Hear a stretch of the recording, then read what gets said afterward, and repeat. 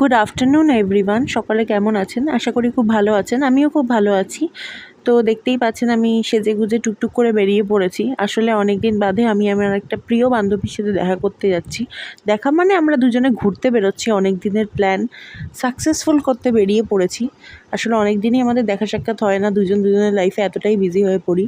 তো যেখানে যাচ্ছি আমরা ঘুরতে, সেটা যাওয়ার জন্য প্রথমে আমাকে অটো করতে হবে, করে আগে দমদম জাংশন যেতে হবে, যেহেতু মেট্রো ধরবো। তো আমি অটোতে উঠে পড়েছি, তো যাচ্ছি। যেহেতু বান্ধবী চলে এসছে, দাঁড়িয়ে আছে আমার জন্য, তো আমি তাড়াতাড়ি করে যাচ্ছি। আর আজকের ওয়েদারটা একটু ভালো ছিল বলে ভালো লাগছিল।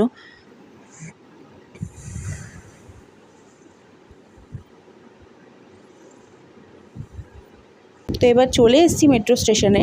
বান্ধবীটা আমার টিকিট কাটতে শুরু করে দিয়েছে, টিকিট লাইন এতই দেখতে পাচ্ছেন। তো আমরা এসে গেছি, টিকিট কাটা হয়ে গেছে। এবার মেট্রোতে গিয়ে উঠবো। মেট্রোর এখানে দাঁড়িয়ে রয়েছি, কতক্ষণে গেটটা খুলবে। তো আমরা উঠে পড়েছি। এই যে আমার প্রিয় বান্ধবী আর আমি দুজন মিলে একসাথে যাচ্ছি আমাদের ডেস্টিনেশনে। খুব প্রিয় একটা জায়গা, যেখানে বহুদিন বাদে আমরা যাচ্ছি। মেট্রোতে মোটামুটি ভিড়ই ছিল। এবার চলে এসেছি, ব্যাকগ্রাউন্ডটা দেখে বুঝতেই পাচ্ছেন কোথায় এসেছি।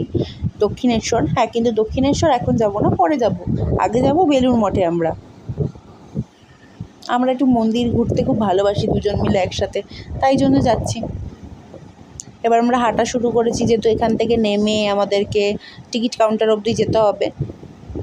তো টিকিট কাউন্টারে চলে এসেছি, এবার টিকিট কাটছি আমরা আমাদের ডেস্টিনেশন বেলুড় মঠ যাওয়ার জন্য।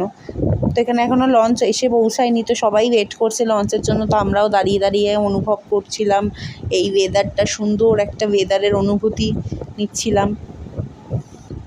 কারণ দারুণ হাওয়া চলছিল, একটা গরমটা লাগছিল না, এটাই অনেক বড় কথা। এবার হাঁটছি ব্রিজের ওপর দিয়ে, কারণ লঞ্চ চলে এসছে।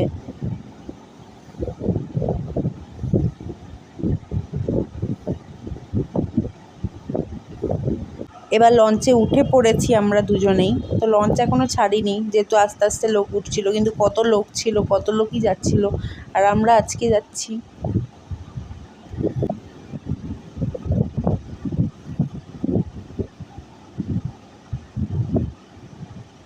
তো আমরা ওয়েদারটাকে অনুভব করছিলাম।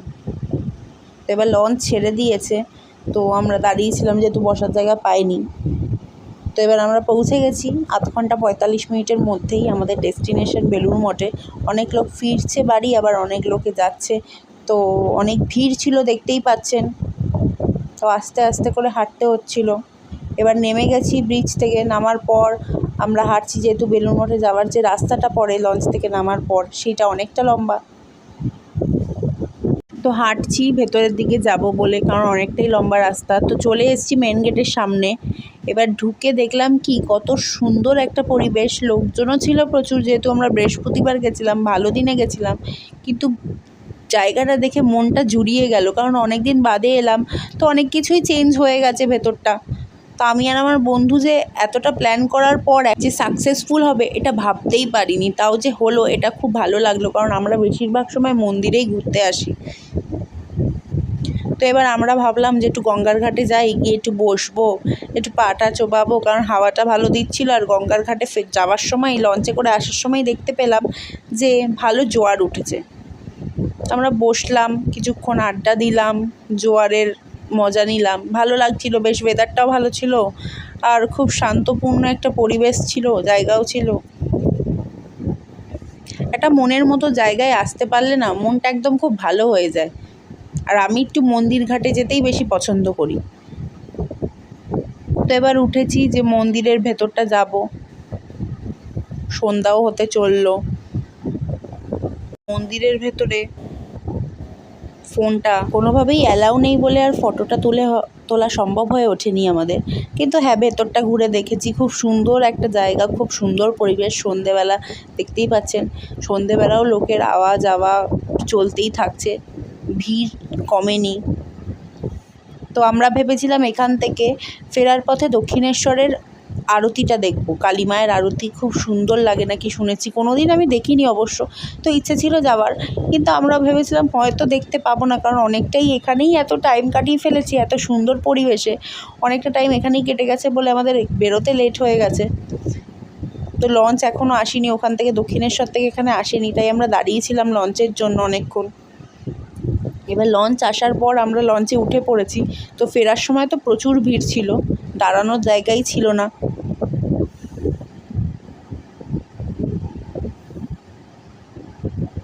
এরপর আমরা দক্ষিণেশ্বরে যখন আসবো দেখি গেট বন্ধ করে দিচ্ছে, তো সাইডের গেট দিয়ে যখন ঢুকি তো দেখি আরতি তো সত্যিই বলতে শেষ হয়ে গেছে। মনটা খুবই খারাপ লাগলো যে আরতি শেষ হয়ে গেল। এক্সপেকটেশন করছিল আমাদের যে ভেতরে যাব, গিয়ে আরতি দেখব, কিছুক্ষণ ওখানেও বসবো, বাট লেটও হয়ে গেছিলো আমাদের ফিরতে, যেহেতু বেলুড় মঠেই অনেকটা সময় কাটিয়ে ফেলেছিলাম, তাই মনটা একটু খারাপ হয়ে গেছিলো। ঠিক আছে, একটা দেখতে গিয়ে একটা হলো না, কিন্তু ভেতরে তো ঢোকা হলো, একটু প্রণাম করে নিয়েছিলাম। তারপর ভাবলাম খুব খিদে পেয়েছে, ভেবেছিলাম আরতি দেখার পর খাবো, কিন্তু দেখলাম আরতি তো দেখাই হলো না, তাই বেরিয়ে পড়লাম খাওয়ার জন্য। তো এখানে তো কোনো দোকানপাট সেরকম খোলা ছিল না বলে আবার দেখলাম মেট্রোতে টিকিট ফিকিট কেটে দেখি যদি নাগের বাজারে নেমে কোনো দোকানপাট পাই তো ওখানেই ভালো মন্দ কিছু খেয়ে নেবো। তো মেট্রো চলে এসছে এবার। তো মেট্রো থেকে নেমে আর ভিডিও করা হয়নি, কারণ দুজনেই খুব টায়ার্ড ছিলাম। তো ওখান থেকে বাসে উঠে আমরা যাচ্ছি কাজীপাড়ায় ডমিনোজে খেতে। তো বিশালভাবে মুখ দেখতেই পাচ্ছেন, বিশালভাবে টায়ার্ড হয়ে গেছি, কিন্তু আজকে দিনটাও খুব ভালো ছিল, ভালো সুন্দরভাবে কেটেছে। নিজের প্রিয় বান্ধবীর সাথে যখন ঘুরতে বেরোনো হয় তখন যে কীভাবে দিনটা কেটে যায় বোঝাই মুশকিল হয়ে যায়। তো এইভাবেই আমাদের দিনটা খুব কেটে গেছে, ভালোভাবে সুন্দরভাবে এনজয় করেছি, অনেক ছবি তুলেছি, অনেক কথা মনের কথা শেয়ার করেছি। তো তারপর খাবারটা অর্ডার দেওয়ার পর আমাদের খাবারটা চলে এসছে। তো আমি একটা সসেজ পিৎজা আর সেই গার্লিক ব্রেড অর্ডার করেছিল, তো আমরা খাওয়া দাওয়া করে নিয়েছি। করার পর বেরোনোর পালা চলে এসেছে, যেহেতু অনেকটাই রাত হয়ে গেছিলো। তো বান্ধবীকে বাসে তুলে দিলাম, সে চলে গেছে। এবার আমিও আমার বাড়ির দিকে হেঁটে হেঁটে রওনা দিচ্ছি, কারণ কাজীপাড়া থেকে আমার বাড়িটা একটু কাছেই ছিল। তো এইভাবে দিনটা কাটলো সুন্দর, ভালো। খুব টায়ার্ডও হয়ে পড়েছি। তো কীরম লাগলো ভিডিওটা দেখে বলবেন, লাইক তো করবেন, শেয়ার তো করবেন, আর কীরম আর ভিডিও চাই সেটা কমেন্ট করে অবশ্যই জানাবেন। Thank you, tata.